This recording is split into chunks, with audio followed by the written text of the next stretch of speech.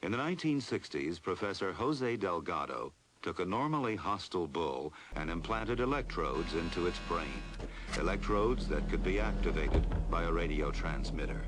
His objective was to see if stimulation of the bull's midbrain could short-circuit the rage signals, stopping the bull before it reached the matador. After the bull had recovered from the implantation and in mid-charge, the button was pressed. The bull's aggression ceased instantly. A clearer experiment was performed with cats.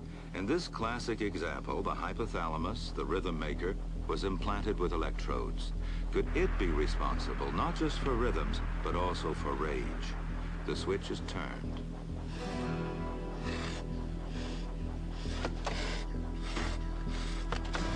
Then the switch is turned off. So indeed, the hypothalamus does control certain types of aggression.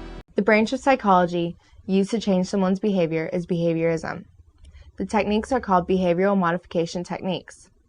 Conditioning is a behavioral modification technique that advertisers use to get you to buy their product. How did all of this start? It started with a Russian psychologist named Pavlov. I'm sure you've heard of Pavlov's dogs. He would ring a bell and then feed the dogs, and eventually the dogs associated the bell with feeding. Before the dogs were even fed, when they heard the bell, they would begin to salivate. Pavlov took these dogs, he put a hole in their cheeks and attached a device to catch the saliva and measure them for the experiments. What's messed up about this is after his famous dog experiments, they took human children and did the same thing, put a hole in their cheeks, attached a device to catch the saliva and measure them for their experiments. They wanted to know if they could condition a human just the same as they did a dog. Now, arguably, the most influential American psychologist was John Watson. He expanded on Pavlov's techniques to condition humans. John Watson had an experiment called Baby Albert. He took the baby and showed him a white rat. When the rat would appear, he would then begin to make loud noises behind the baby to scare him. Eventually, the baby associated the white rat with a scary experience. Not only was baby Albert afraid of the rat, but he was afraid of anything that was furry. In psychology, we call that generalization.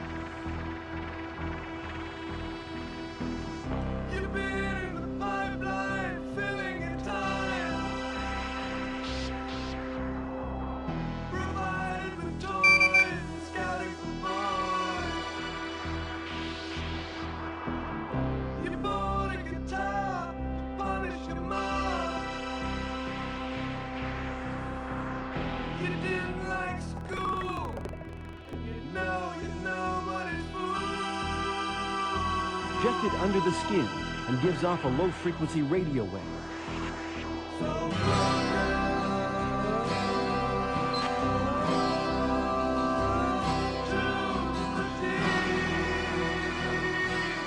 Thousands of government-sponsored experiments did take place at hospitals, universities, and military bases around our nation. Some were unethical, not only by today's standards, but by the standards of the time in which they were conducted. They failed both the test of our national values and the test of humanity. The United States of America offers a sincere apology to those of our citizens who were subjected to these experiments, to their families, and to their communities. More than 100 law enforcement officials in Mexico are having microchips implanted in their arms. The chips allow a person to be scanned, sort of like a cereal box at the supermarket. We are working on a product that we have called internally a PLD. PLD stands for Personal Locating Device, which is an implantable GPS for which our company owns a patent and can be implanted surgically in the clavicle area of a child or someone that you are interested in tracking. It has multiple security, financial, and healthcare applications. One thing I would just suggest, I'm just an outside, soon-to-be investor. I love this idea, by the way, Scott. I think it's great. Thank you, Sean. Put it in earrings, put it in a cross, make it smaller. We're currently working on those applications. Good. I hear music, so thank you for having me. Give me a cut, Scott. No, I'm kidding.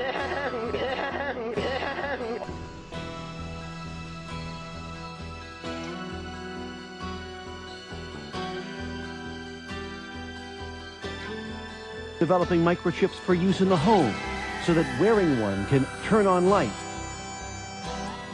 and open doors. Hello, Professor Warwick.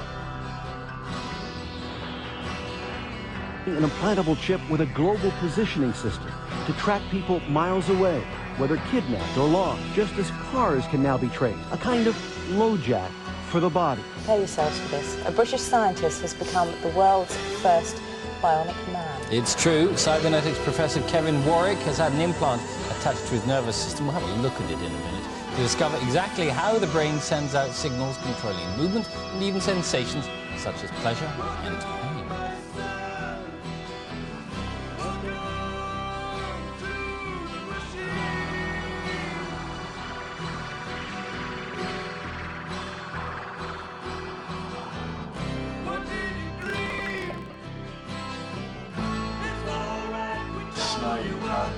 Operating as a result of signals from my own nervous system.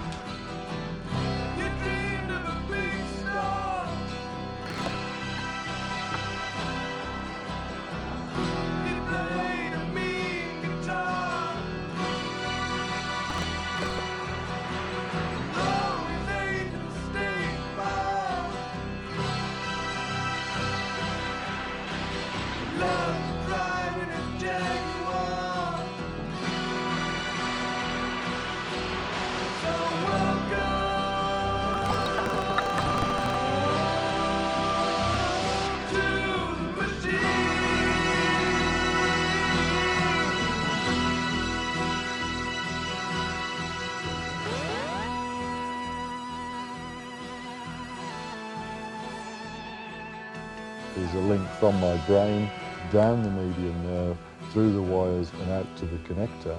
And then in the weeks ahead we'll be putting on our radio transmitter receiver that we developed at the university, and that'll be making the link by radio from my nervous system to the computer and back the other way. This is what everyone hopes to see, nerve signals resulting from finger movement or even emotions.